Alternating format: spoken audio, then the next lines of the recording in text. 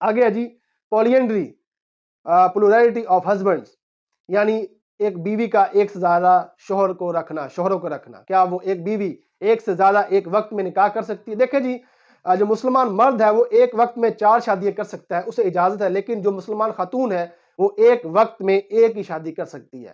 ایک شادی سے وہ زیادہ شادیاں نہیں کر سکتی. اور اگر کوئی مسلمان خاتون پہلی شادی کی موجودگی میں، یعنی اگر اس کا پہلا نکاح انٹیکٹ ہو، اس نکاح کی موجودگی میں دوسرا نکاح کرتی ہے تو دوسرا نکاح، دوسری شادی بالکل حرام ہوگی، دوسرا یہ نکاح ہوگا بالکل ممنوع اور باطل ہوگا. مرد کو اس لیے اجازت ہے کہ اگر مرد ایک سے زیادہ شادی کرتا ہے، 4 تک کرتا ہے، تو اس میں حسب نسب کی پہچان رہتی ہے، پیرنٹج جو بچی رہتی ہے. لیکن اگر عورت ایک وقت میں ایک سے زائد شادیاں کرے گی تو پیرنٹج کا معاملہ ہو جائے گا، ولدیت کا مسئلہ کریٹ ہو جائے گا.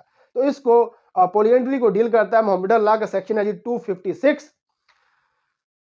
اس کو ہم اب پڑھ لیتے ہیں جی. سیکشن ہے جی 256. پولیینڈری یعنی پولرٹی آف ہسبینڈ، شوہروں کا زیادہ ہونا تعداد میں.